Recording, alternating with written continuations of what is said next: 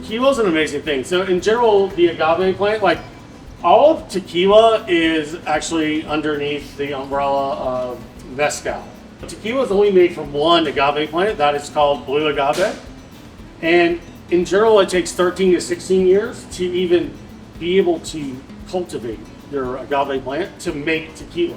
The agave plant's like a little bit like an aloe plant on steroids. And they hack off the leaves, which look like aloe leaves in a way, and the core comes out and looks like a pineapple. And they have to crush it. So when they make mezcal in the little villages, it's a block of rock that goes around and crushes it.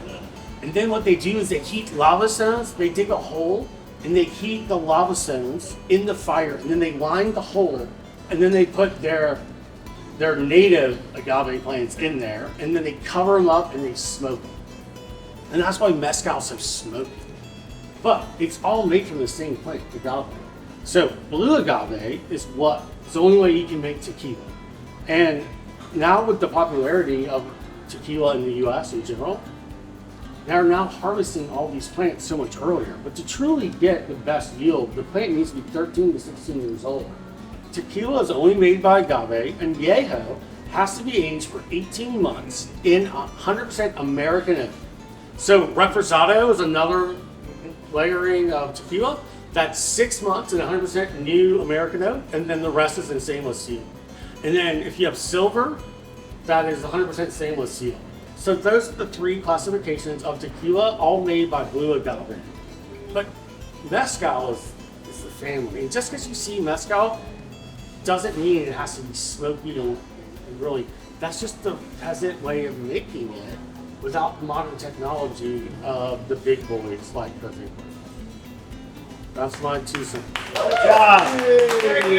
Mo is a partner with O'Darby's.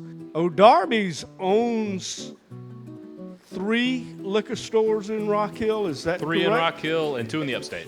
All right, so this is a blind taste testing. It's literally the Pepsi challenge of tequila. It's A or B. You know, which do you like? But I think you should be able to smell them both at the same time, sip them, not make a comment, and then everyone can go around and talk about A and then talk about B. I mean, that's true blind because this is a total comparison of the same product made by different producers.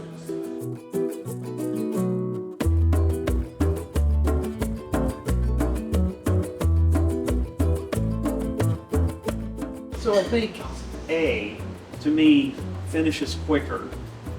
I concur with him. Now B, that oak just goes right through the nose. First one's soft, the second one's the oak just boom. Yeah. So left, it's softer on the tongue. Me, it has a softer finish. I get the notes of caramel and notes of vanilla, and then I go to B, and the first thing I get is a little bit of caramel and vanilla, but I also get a little what I would refer to as cayenne. It's got a pretty big burn on my tongue all over, which I don't appreciate so much in any kind of liquor. Danny? Well, with such small samples, I had a much stronger taste out of A than I did B, which I liked. I just liked it because it seemed like it had a more robust flavor to it.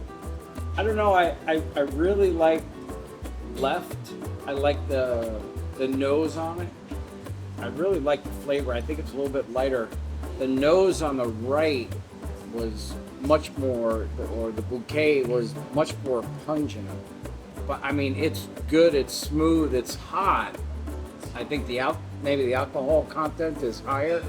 I mean, I like them both. They're both very different. I think the one on the left was very smooth. It was easy to drink. The one on the right's got attitude, and I like it. The first one, A, is a lighter straw color, and the second one is a little more golden. And to me, the golden part, and which Jerry mentioned, like that's the oak influence. Like you can taste it. It's warmer, So it might have spent more time in oak with a higher percentage of new oak for longer. I would guess if they're gonna tell us the truth on how they age these, this spent an extra 6 months in oak versus the first one. So the minimum is 12 months. I think this is a 12-month one. I think this is an 18-month. And I don't know, but I can sense American oak and I can sense the effect, and it's more powerful. So when you have these liquors age in oak barrels, they just evaporate. So then whatever their starting alcohol content can go up by, for wine, it's only 1%. But for liquor, it could be, I don't know, 5%, 10%? I actually don't know. I just think the influence of oak is more prevalent. And so maybe the second one's more popular, but I think the first one is more elegant and more refined. So I'm a big fan of the first one. And that's just it. I mean, at the end of the day, these tequilas, it's a matter of personal preference. I mean, the only way to know if you like one over the other is to do this, is to taste one side by side when the palate is similar. The left is the one I'm talking about being a little more robust, and it was a little darker. Okay. That's what I'm saying. And the one on the right, the second one was a little lighter, fruitier, it was kind of like They're both good. I'm a tequila fan. But the funny thing is, I didn't realize what we were doing, so I just shot the first one. Didn't really take time. Didn't take time to appreciate it as much. Between the two, I actually preferred the nose on the second one. The B, it had a very heavy vanilla, and I'm a big vanilla fan. So I enjoyed that. Left hand means you like the left one best. Right hand means you like the right one. You can't vote twice. One, And you can't vote twice. 1, 2, 3, vote. The First first, loser, I'll finish that. the first. The left one was Jose Cuervo. I'm gonna go. Yeah.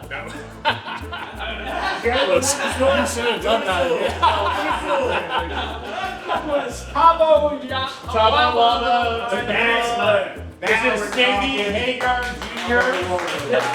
What was the other? Right. Casamigos. There's the other one. The Casamigos is, which one's more expensive, would you say? The Casamigos.